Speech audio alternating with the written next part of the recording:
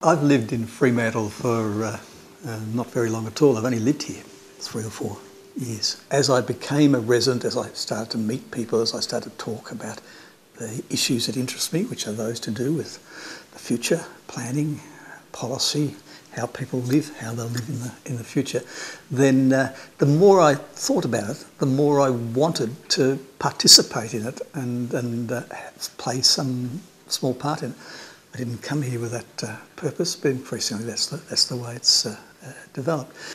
And I have, I think, at heart, a view that Fremantle's time has come. And that's a very enticing sort of thing to participate. A city on a tipping edge where things are conspiring to take it in the places that it can go, whilst honouring where it's been in the past. I think also the economic conditions. So you've got a significant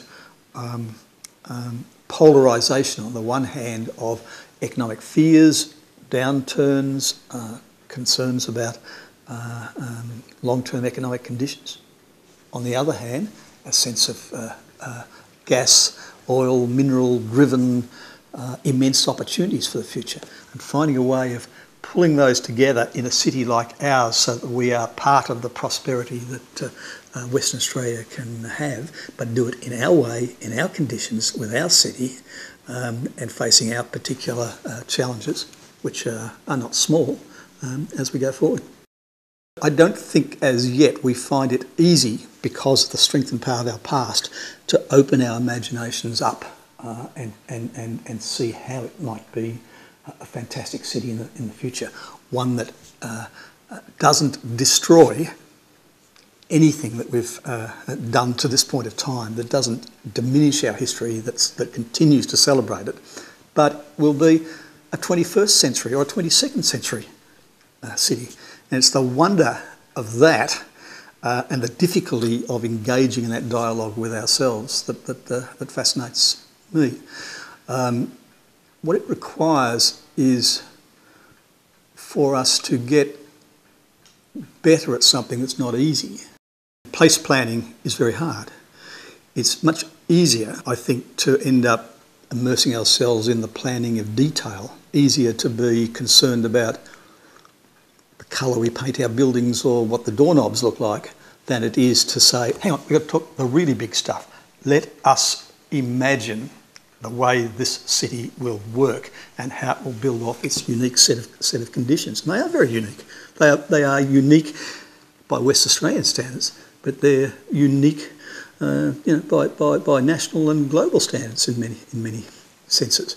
And that will be difficult, not just because it's difficult for anybody, but also we as a community, part of our strength is we're feisty, we're quarrelsome, we're passionate, we care, we're intellectual, and bring us all together and engage us in that sort of dialogue. It will not be particularly smooth in certain ways. Fun, yes, absolute fun.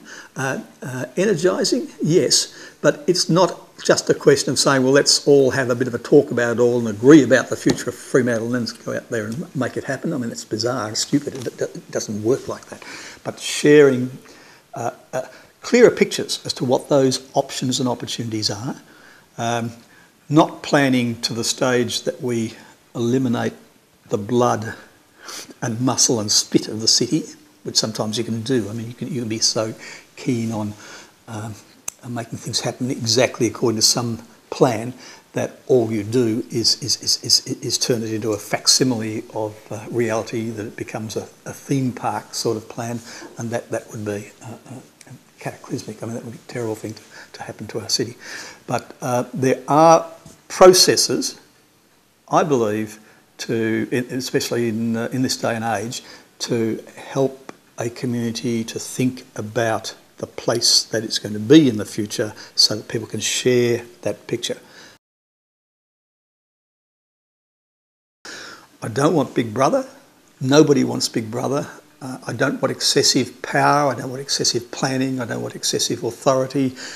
I want the liberality and sense of community and energy, the serendipity of Fremantle to continue. There's no way that should be diminished.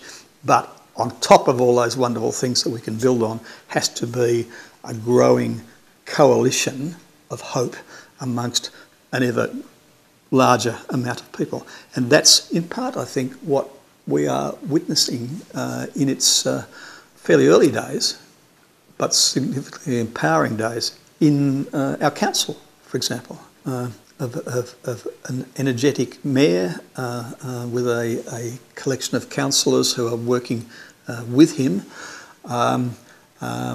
and a sense that we can affect and develop a future which will be at least as good and exciting and fulfilling and appropriate as our past. But as I said, I don't think it's easy. I couldn't possibly pretend it's easy. I just argue that it's essential. What we can't afford in the next 5 or 10 years, or even less, is endless meetings, endless disputes amongst each other, lots of more reports and plans and those sorts of things. All those things are important, but they're means towards an end. And a coalition that can learn off everything that's already been done and help to move things forward and help other people to help us to move them forward, so that industry, retail, others who have stayed out of Fremantle might say, well, hang on, Fremantle does feel a bit different to do business in than what it did. It might be worth us reconsidering our approach to Fremantle. It might be worth us playing our part of that coalition. Fine, let them be inside the coalition.